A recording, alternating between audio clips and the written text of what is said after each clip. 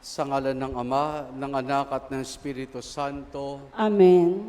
ang pagkapalan ng ating Panginoong Hesukristo, ang pag-ibig ng Diyos Ama, at ang pakikipagkaisa ng Espiritu Santo naway sumainyong lahat. At sumayin niyo rin. Mga kapatid, halinan tumulog sa banalhapag ng Panginoon at upang tayo maging marapat makibahagi sa ating pagdiriwang, aminin natin ang ating mga kasalanan dahil na rin sa pagbagsak natin sa mga tukso sa ating buhay.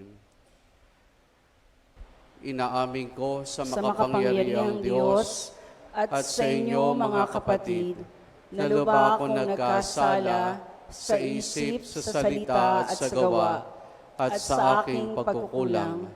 Kaya isinasamo ko sa mahal na Birheng Maria, sa lahat ng mga anghel at mga banal, at sa inyo mga kapatid na ako'y panalangin sa Panginoong ating Diyos. Kaawaan tayo na makapangyarihang Diyos, patawarin tayo sa ating mga kasalanan, at patnubayan tayo hanggang sa buhay na walang hanggan. Amen. Amen.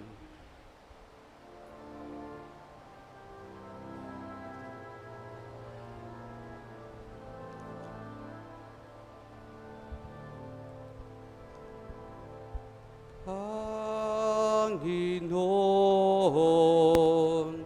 kahawawan mo kami.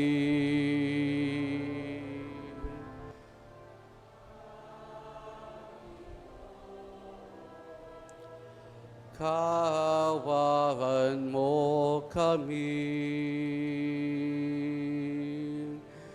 Kristo, kahawawan mo kami.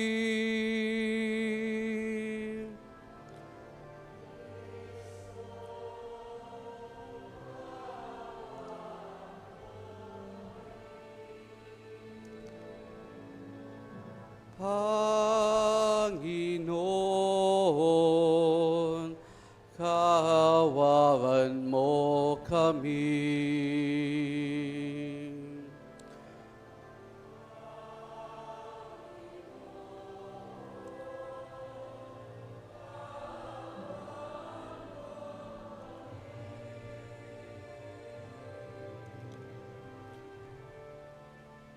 Manalangin tayo.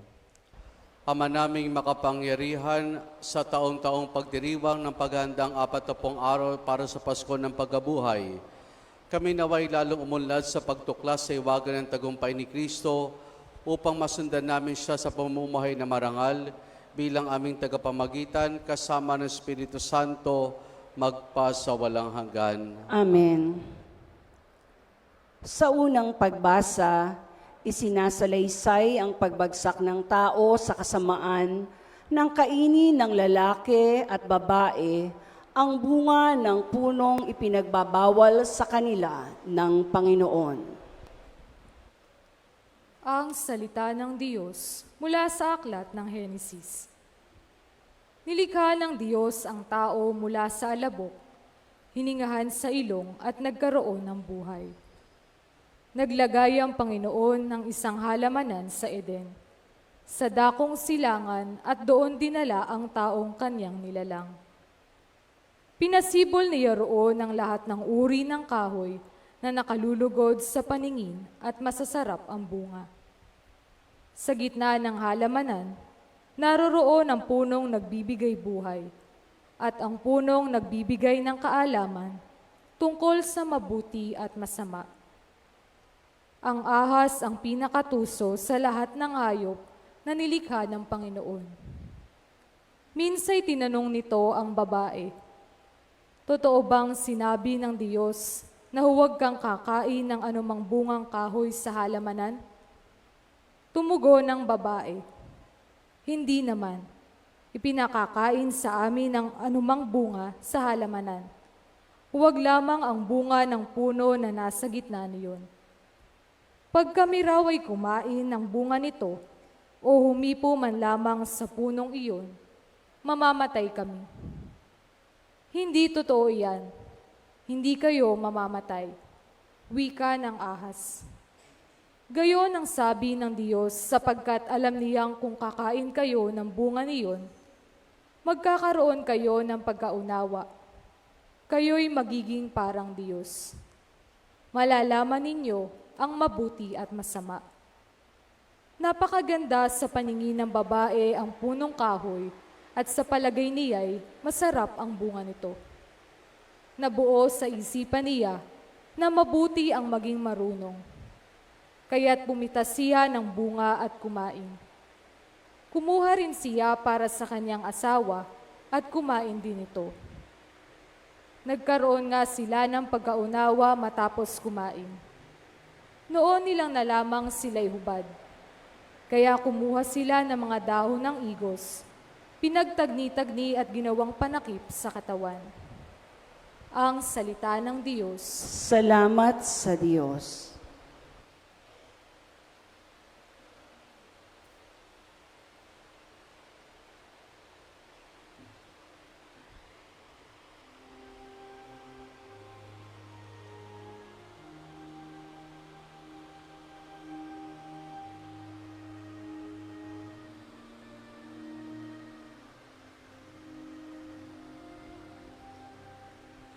Poniyong kawan,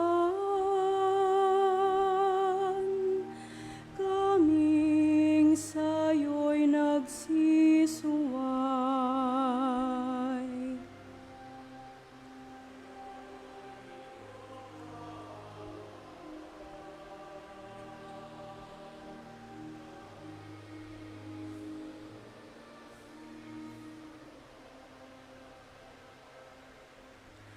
Ako'y kawan ng mahal kong Diyos, sang-ayon sa iyong kagandahang loob. Mga kasalanan ko'y iyong pawiin, ayon din sa iyong pag-ibig sa'kin. Linisin mo sana ang aking karumihan at ipatawag mo yaring kasalanan.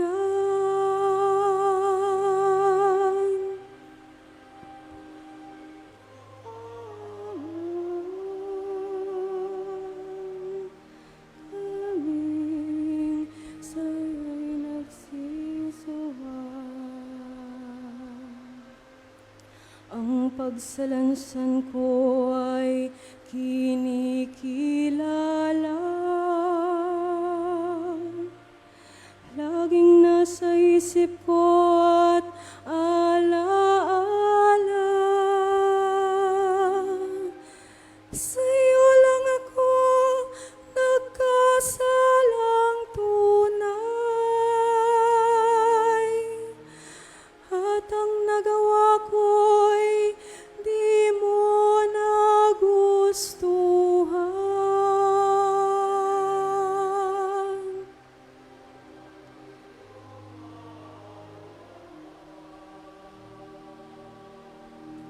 Kami sa'yo'y nagsisuway. Isang pusong tapat sa aking likhain.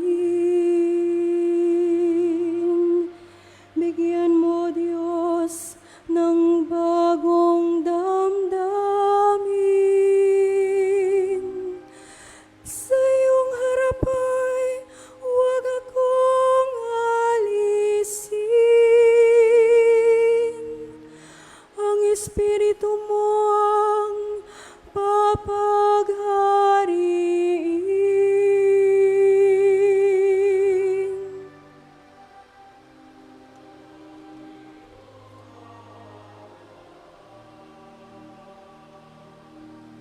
Kami sa'yo'y nagsisuway. Ang galak na dulot ng iyong pagliligtas, ibalik ako at gawin mong tapat.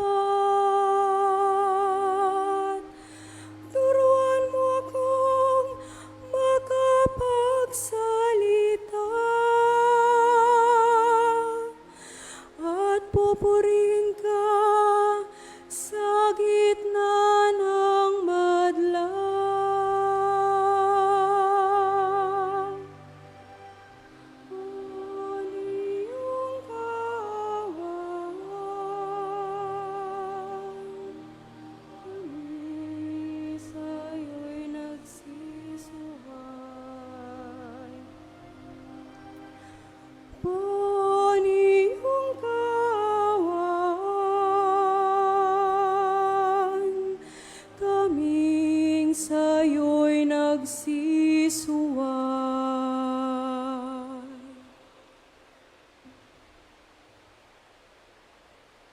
Sa ikalawang pagbasa, ipinangangaral ni Apostol San Pablo kung paanong pumasok sa mundo ang kamatayan dahil sa kasalanan ni Adan. Pumasok din sa mundo ang buhay dahil sa pagsunod ni Jesus. Ang salita ng Diyos mula sa sulat ni Apostol San Pablo sa mga taga-Roma. Mga kapatid, ang kasalanan ay pumasok sa sanlibutan sa pamamagitan ng isang tao at ang kamatayan sa pamamagitan ng kasalanan niya. Dahil dito, lumaganap ang kamatayan sa lahat ng tao sapagkat ang lahat ay nagkasala. Sa pamamagitan ng isang tao, si Adan, naghari ang kamatayan dahil sa kanyang kasalanan. Ngunit sa pamamagitan din ng isang tao, si Jesucristo, higit ang kinamtan ng mga kinahabagang ng sagana sa pinawalang sala. Sila'y maghahari sa buhay. Kay laki ng kahigtan ng pagpapalang ito kaysa kasawiang iyon. Kaya't kung paanong nagbunga ng kaparusahan sa lahat ang kasalanan ng isang tao, ang pagkamatuwid naman ng isang tao ay nagdulot ng kapatawaran at buhay sa lahat. Sapagkat sa pagsuway ng isang tao ay marami ang naging makasalanan. Gayon din naman, marami ang pawalang sala sa pagsunod sa isang tao. Ang salita ng Diyos. Salamat sa Diyos. Sa mabuting balita, isinasalaysay ang pagtatagumpay ni Jesus sa mga tukso ng Diablo.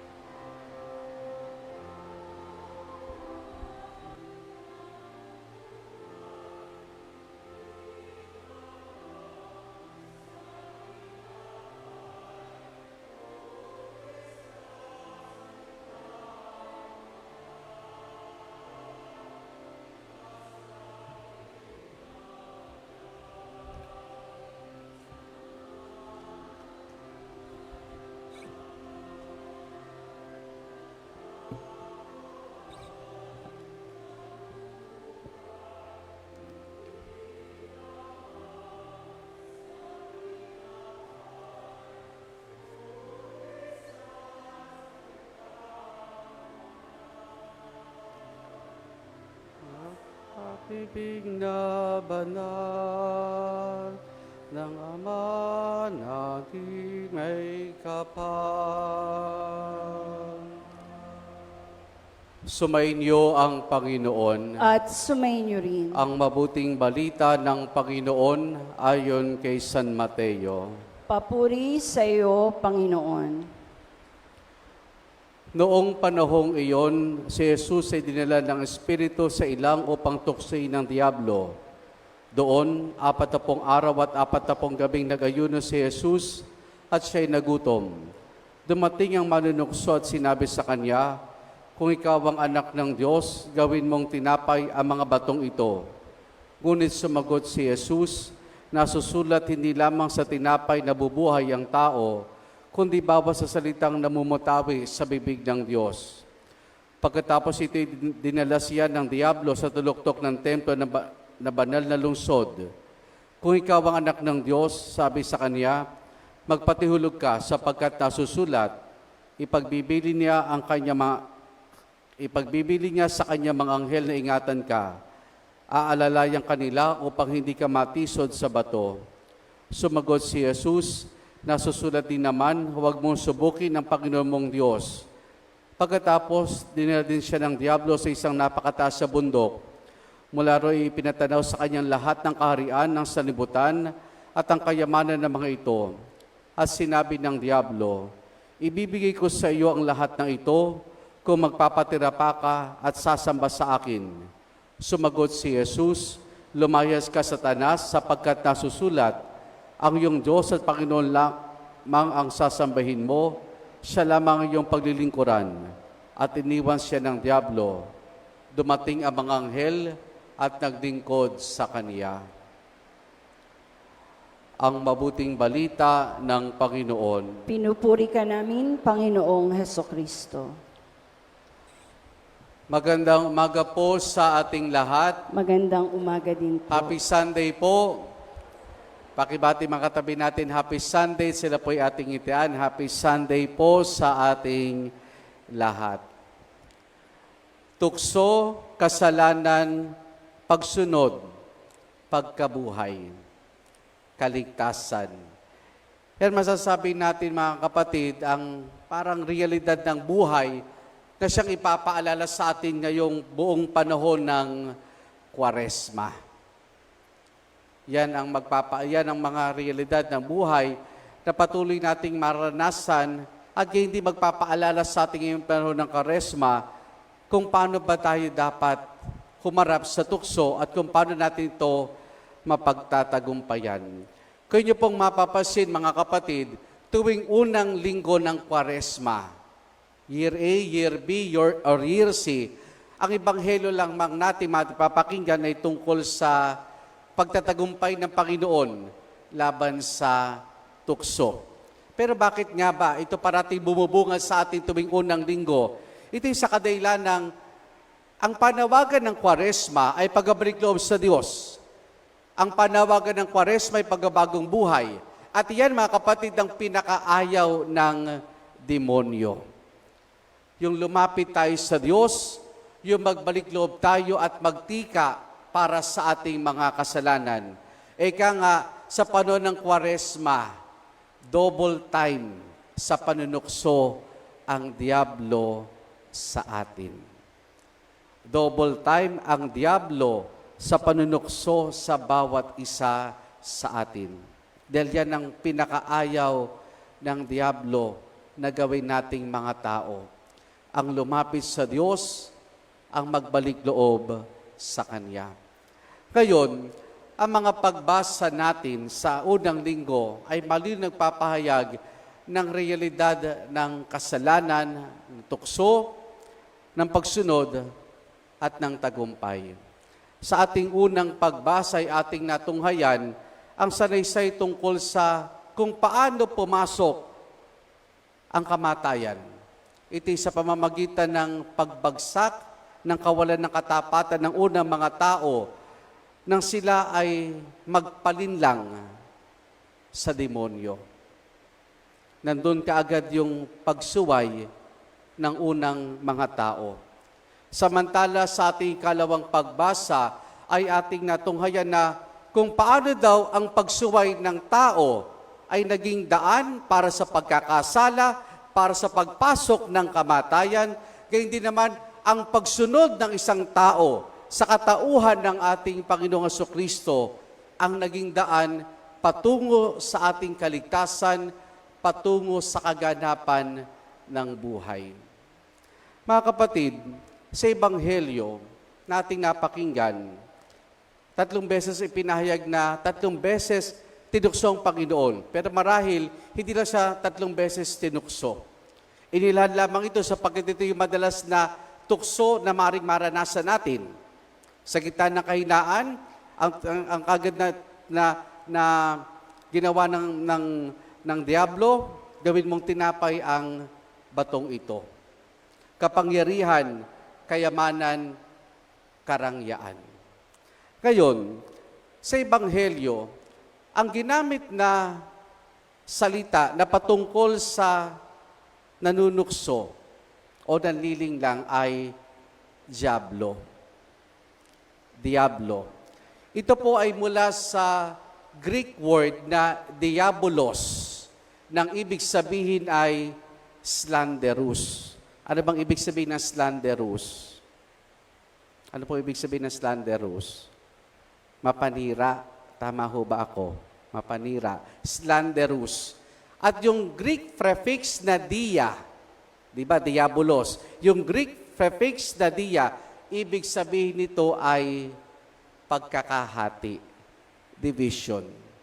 Kaya mga kapatid, ang anumang tukso na binibigay sa atin ng Diablo ay masasabi nating diabolic in nature. Bakit? Dahil kapag tayo ay bumigay dito o nagpatukso, sinisira nito ang ugnayan natin sa Diyos. At gayon din dahil ito'y humahati, hinahati, nililito tayo dito sa kung ano ang tama sa mali, sa mabuti at sa masama, sa totoo at sa kung ano ang peke. Hinahati, nililing lang ang ating kaisipan upang sa gayon magkasala tayo. Kasi ang isa sa pamamaraan ng Diablo ay yung panlilinlang. Para mapaglabanan natin ang kalaban, kinakailangan nating alamin ang kanyang pamamaraan at kilalanin natin siya. Di ba ganoon naman po sa halimbawa sa gyera, para makipaglaban ka sa isang gyera, kinakailangan kilalanin mo yung makakalaban mo, kung sapat ba yung lakas mo o kung mas malakas siya. Ganun din. Yung Diablo, hinahati, naninira. At ang pamamaraan niya ay panlilinlang. Hindi niya sasabihin sa atin na magnakaw. Dahil alam nating mali ang magnakaw. Pero ano isasabihin niya sa ating, ipapasok niya sa ating isipan? Maganda ang maraming pera. Makatutulong sa iyo kapag marami kang pera. Giginhawa ang buhay ninyo kapag marami kang pera. Hindi nga direct ang sasabihin sa atin, magnakaw, kundi iyan ang iyan ang mapapasok sa ating isipan. Hindi rin niya sasabihin direktang subayin mo ang Diyos, kundi ipapaalala sa iyo, ipapaalala sa atin na maganda rin naman gumawa ka ng sarili mong desisyon. Gumawa ka ng sarili mong desisyon. Panlilinlang. Kaya mahalaga na maging aware tayo sa pamamaraan ng Diablo na ang tanging ninanais lamang niya ay sirain. Mapaghati-hati. Kaya sa buhay natin, kapag merong naninira, na ang tanging gampanin lang ay hatiin tayo, demonyo iyon. Diablo iyon. Yung pangalawa,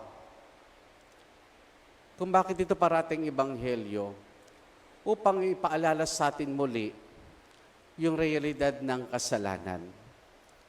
Sabi po ni Pope Francis, the greatest sins of today are this: the loss of sense of sin, the loss of sense of sin, and yung tinawag niyang spiritual Alzheimer's disease. Ano yung loss of sense of sin? Yung bang hindi tayo maging aware na nagkakasala tayo. Kasi tayo mga tao madalas, we try to justify everything we do. Halimbawa, sa mali, sa mga kasalanan, sasabihin natin, marami namang gumagawa. Kaya gagawin ko na rin. O dili kaya, maliit lang naman yung kasalanan at minsan ko lang ito ginawa, wala namang nakakakita. Hindi naman siguro ito mapapansin ng ibang tao. Nakakabahala kung hindi na tayo nakukonsensya sa nagagawa nating pagkakamali. Hindi na tayo nakukonsensya sa mga kasalanang nagagawa natin.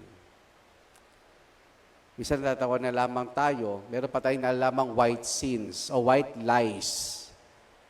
Ano man tawagin mo dyan, mali pa rin iyan. The loss of sense of sin. At ano naman po yung spiritual Alzheimer's disease? Hindi lang po yung katawan natin, ang kalusugan natin nagkakaroon ng Alzheimer. Maski yung natawag natin spiritual aspect. Ano yung spiritual Alzheimer's disease? Ito yung makalimutan natin na tayo ay mahal ng Diyos. yung makalimutan nating mahal tayo ng Diyos. Yan ang nakakatakot.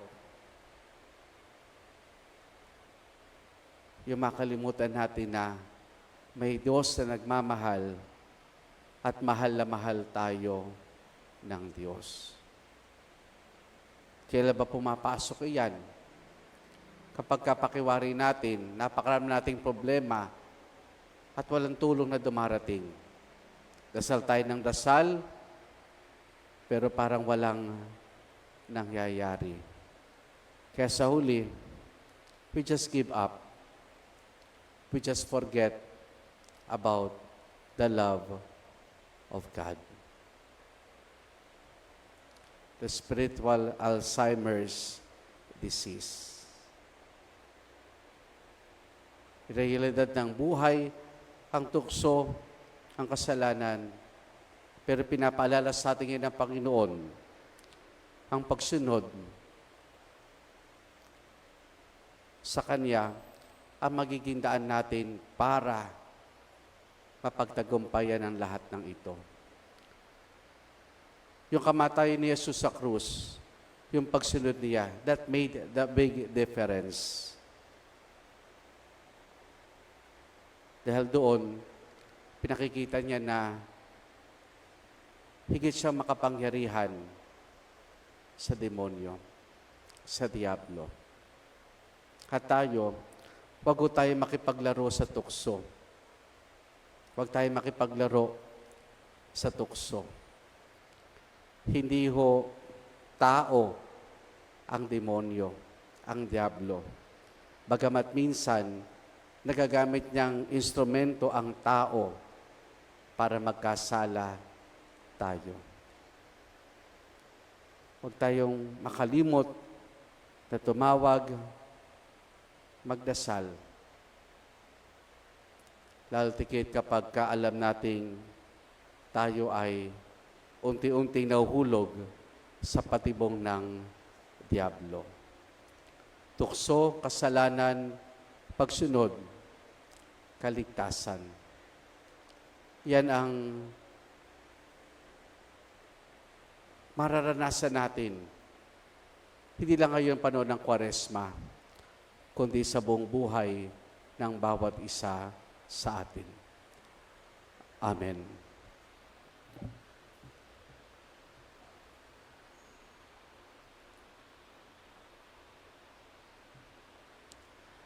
Sama-sama nating ipahayag ang ating pananampalataya. Sumasampalataya ako sa isang Diyos sa mga makapangyarihan sa lahat, na may gawa ng langit at lupa, ng lahat na nakikita at di nakikita. Sumasampalataya ako sa isang Panginoong Hesukristo, bugtong na anak ng Diyos, sumilang sa Ama bago pa nagkapanahon, Diyos buhat sa Diyos, liwanag buhat sa liwanag, Diyos sa totoo buhat sa Diyos sa totoo, sumilang at hindi ginawa, kaysa ng Ama sa pagka-Diyos at sa pamamagitan niya ay ginawa ang lahat. Dahil sa ating pawang mga tao, dahil sa ating kaligtasan, siya'y nanaw mula sa kalangitan. Nagkatawang tao siya lalang ng Espiritu Santo, kay Mariang Biret naging tao. Ipinako sa krus dahil sa atin, nagpakasakit sa hatol ni Poncio Pilato, namatay at inilibing, muli siyang nabuhay sa ikatlong araw ayon sa banal na kasulatan, umakyat siya sa kalangitan at tumuklok sa kanan ng Amang may kapal. Paririto siyang muli na may dakilang kapangyarihan upang hukuman ng mga buhay at mga patay. Sumasampalataya ako sa Espiritu Santo, Panginoon at nagbibigay buhay na nanggagaling sa Ama at sa Anak. Sinasamba siya at pinararangalan kaysa ng Ama at ng Anak. Nagsalita siya sa pamamagitan ng mga propeta. Sumasampalataya ako sa isang banal na simbahang katolika at apostolika, gayon din sa isang binyag sa kapagpapatawad ng mga kasalanan, at hinihintay ko muling pagkabuhay ng mga namatay at ang buhay na walang hanggan. Amen. Mga kapatid, buo ang pananalig na sa kabila ng ating mga kahinaan, diringgin at pagbibigyan pa rin ng Diyos ang ating mga dalangin Ating isamo, Panginoon, kaawaan mo kami. Panginoon, kaawaan mo kami.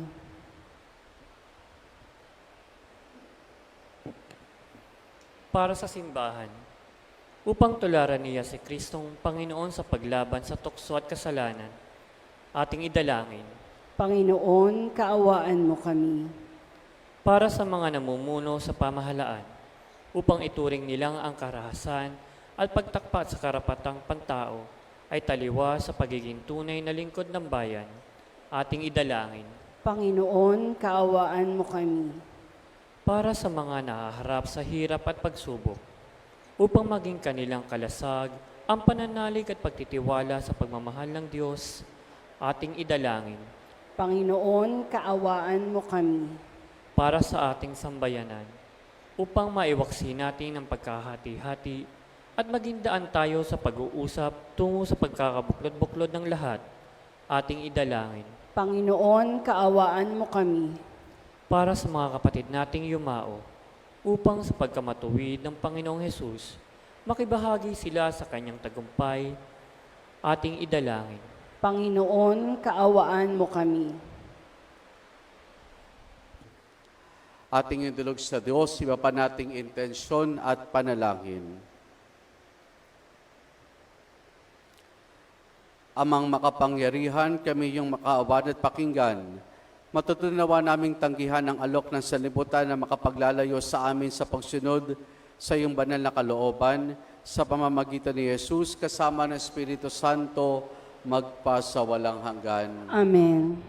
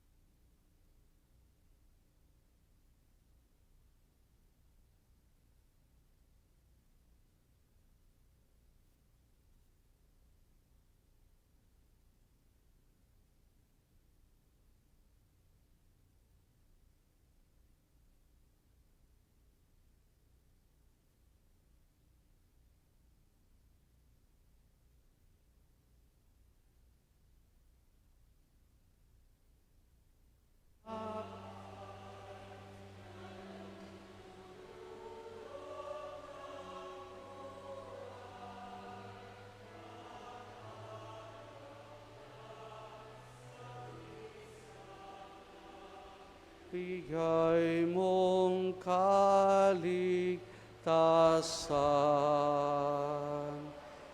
Manalangin kayo mga kapatid upang ang paghahain natin ay kalugdan ng Diyos amang makapangyarihan. Tanggapin nawa ng Panginoon itong paghahain sa iyong mga kamay sa kapurihan niya at karangalan sa ating kapakinabangan at sa buong sambayanan niyang banal. Ama naming lumikha, gawin mong kami maging marapat maghain sa pagdiriwang namin ngayon ng pagsisimula na banal na panahon ng 40 araw na paganda para sa Pasko ng Pagkabuhay sa pamamagitan ni Jesus kasama ng Espiritu Santo magpasawalang hanggan. Amen. Sumainyo ang Panginoon. At sumainyo rin. Taas sa Diyos sa inyong puso at diwa. Itinaas na namin sa Panginoon. Pasalamatan natin ang Panginoong ating Diyos. Marapat na siya'y pasalamatan. Ama naming makapangyarihan, tunay nga marapat na ikaw ay aming pasalamatan sa pamamagitan ni Jesus na aming Panginoon.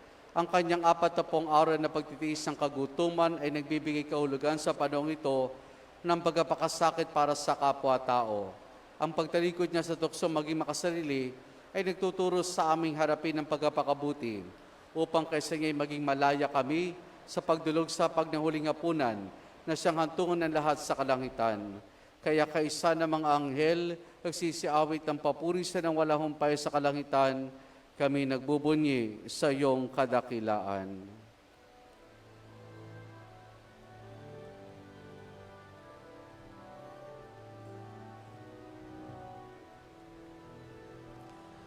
Santo, Santo, Santo, Panginoong Diyos, napupuno ang langit at lupa ng kadakilaan mo. Hosana, Hosana, Hosana sa kaitaasan. Hosana, Hosana, Hosana sa kaitaasan. Pinagpala ang naparirito sa ngalan ng Panginoon. Hosana, Hosana, Hosana sa kaitaasan. Hosana, Hosana, Hosana sa kaitaasan.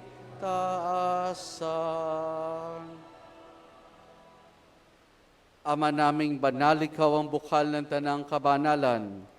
Kaya't sa pamamagitan ng iyong Espiritu, gawin mong banal ang mga kaloob na ito upang para sa amin, maging katawan at dugo ng aming Panginoong Hesukristo.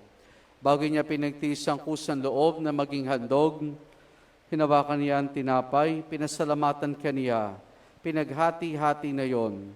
Iniabot sa kanyang malagad at sinabi, tanggapin ninyong lahat ito at kanin, itong aking katawan na ihahandog para sa inyo.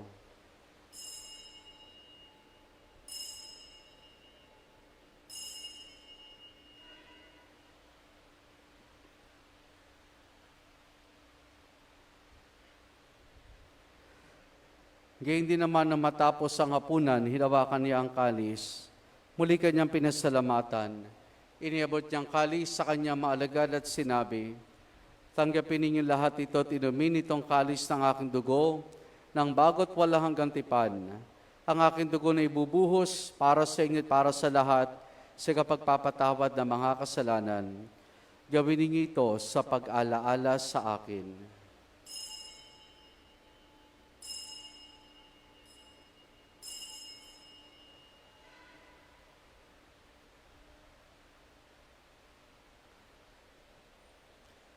Ang misteryo ng ating pananampalataya.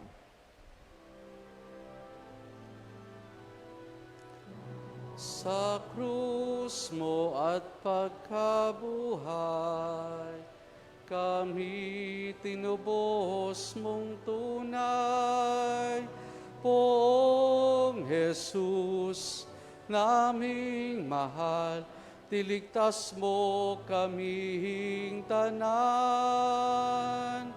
Poong Jesus, naming mahal, ngayon at magpakailanman. Ama, ginagawa namin ngayon ang pag-alaala sa pagkamatay at muling pagkabuhay ng iyong anak, kaya tinialay namin sa iyong tinapay na nagbibigay buhay, at ang kalis sa kakaloob ng kaligtasan. Kami nagpapasalamat dahil kami minarapat at tumayo sa harap mo para maglingkod sa iyo. Isinasamo namin kaming magsasalo-salo sa katawan at dugo ni Kristo ay mabuklod sa pagkakaisa sa pamamagitan ng Espiritu Santo. Ama, lingapin mo ang simbahan laganap sa buong daigdig. Puspusin mo kami sa pag-ibig kaya sa ni Francisco naming Papa at ni Dennis sa aming Obispo at ng Tanang Kaparian.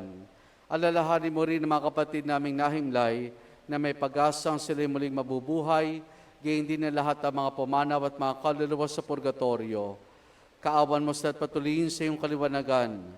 Kaawaan mo at pagindapati kaming lahat na makasalo sa iyong buhay na walang wakas. Kaisa ng mahal na Birheng Maria na Ina ng Diyos, ang kanyang kabiyak ng puso, si San Jose. Kaisa ng mga apostol, ni San Juan Bautista at ang lahat ng mga banal, hanamoy dito sa daigdig ng kalugod-lugod sa iyo. May pagdiwang nawa namin ang pagpupuri sa kararangal mo sa pamamagitan ng iyong anak na aming Panginoong Heso Kristo. Sa pamamagitan ni Kristo, kasama niya at sa Kanya, ang lahat ng parangal papuri sa iyo.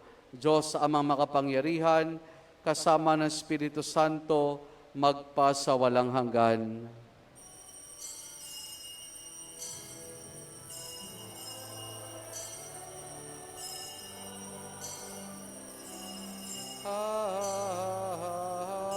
Amen. Amen. Amen.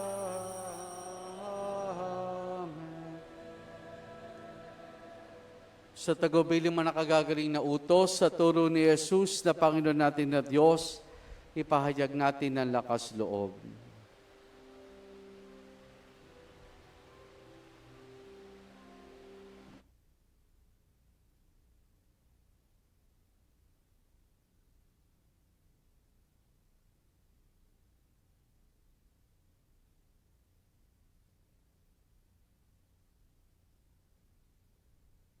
Sa langit ka, sambahin ang ngalan mo. Mapasa amin ang kaharian mo. Sundin ang loob mo dito sa lupa para ng langit.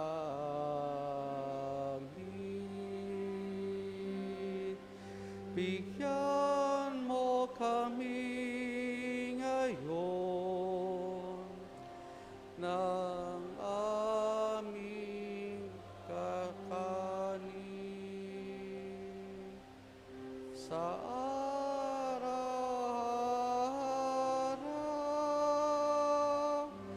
at patawarin mo ang aming sa aming masala para ng pagpapatawad namin sa nagkakasala sa amin.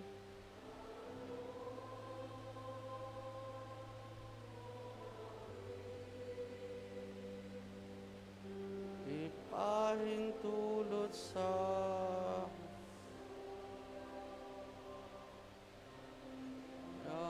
mo kami sa lahat ng masama.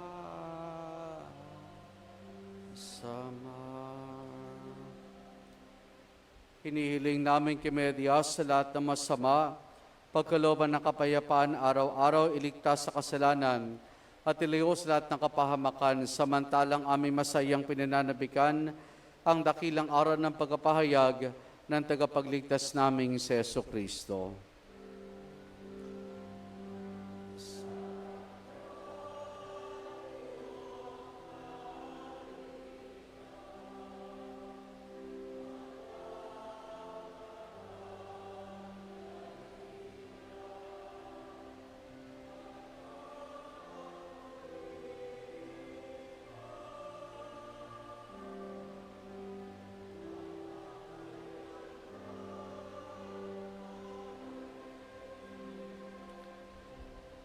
Panginoong Kristo, sinabi mo sa iyong mga apostol, kapayapaan ang iniwan ko sa inyo, ang aking kapayapaan ay binibigay ko sa inyo. Tunghayan mo ang aming pananampalataya at huwag ang aming mga pagkakasala.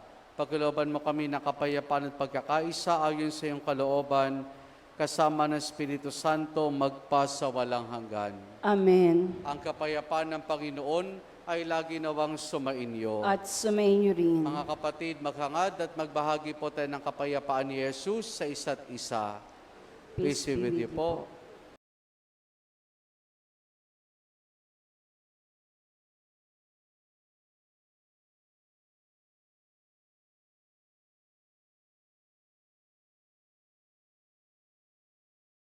Kordero ng Diyos na nag-aalis ng mga kasalanan ng sanlibutan, maawa ka sa amin.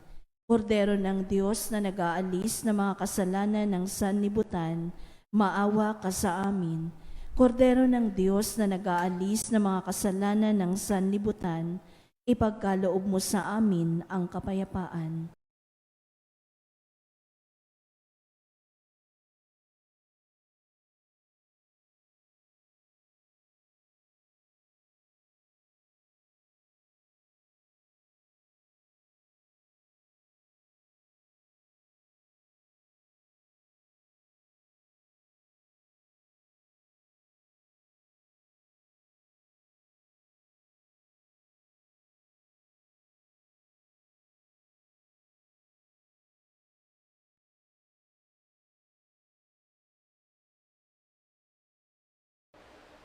Narito si Jesus, ang kordero ng Diyos. Siya nag-aalis sa mga kasalanan ng sanlibutan.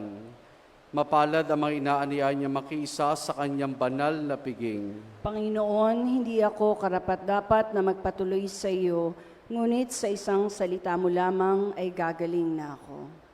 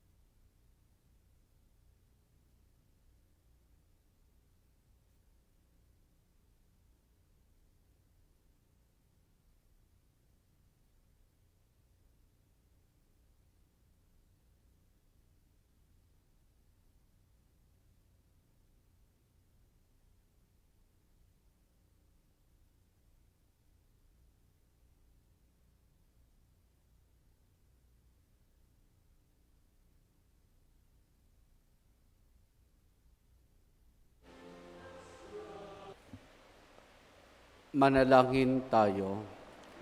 Ama naming mapagmahal, kaming pinapakinabang mo sa pagkain iyong bigay, ay tumanggap ng pampalakas ng pananampalataya, pampatibay ng pag-asa, at pampaalab ng pag-ibig.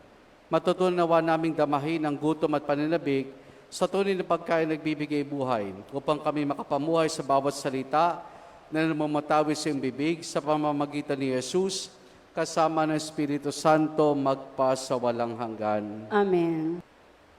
Sumainyo ang Panginoon At sumayin niyo rin. at pagpalaing tayong lahat ng mabutit mapagmahal na Diyos Ama, Anak at Espiritu Santo. Amen. Naialin na natin ang pagdiriwan ng banal na misa. Humayo tayo at patuloy na ituon ang ating sarili sa ating Panginoon. Salamat sa Diyos. Magandang umaga po sa ating lahat.